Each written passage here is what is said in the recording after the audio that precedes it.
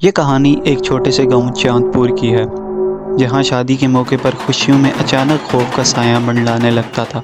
गांव वाले कहते थे कि पिछले कुछ अरसे से यहां 3 शादियां हो चुकी हैं, लेकिन हर शादी की रात दूल्हा या दुल्हन गायब हो जाता है। लोगों का मानना है कि जो भी गायब होता है वो कभी वापस नहीं आता और शायद वो मर चुका है। गाँव के 2 नौजवान दोस्त आमिर और फराज इन वाक़यात के बारे में गुफ्तगू करते हैं।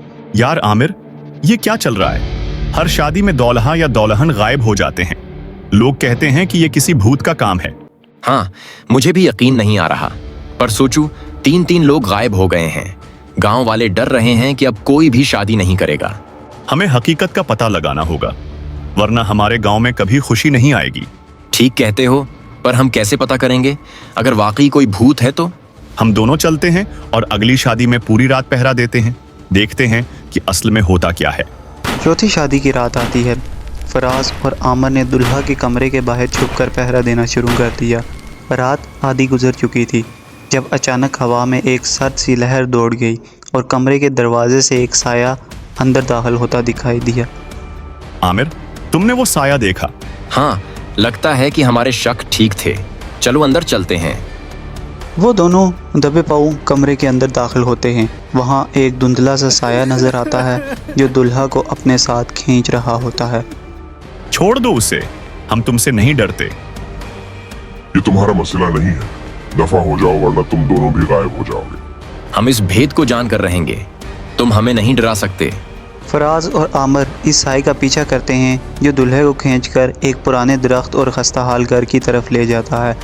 फराज और आमिर गांव वापस जाते हैं और सारी हकीकत लोगों के सामने बयान करते हैं। गांव वाले डर तो जाते हैं, मगर सबको ये भी यकीन आता है कि अगर वो मिलकर मुकाबला करें तो वो भूत और चुड़ैल दोनों को भगा सकते हैं। हमें इन नापाक रूहों से छुटकारा पाना होगा। सबको तैयारी करनी चाहिए। सब अपने अपने हथियार लेकर तैयार हो जाओ। आज रात हम उनका खात्मा करेंगे। याद रखो, हमें इकट्ठे रहना है। ये भूत और चुड़ैल हमें अकेले देखकर हमला करेंगे।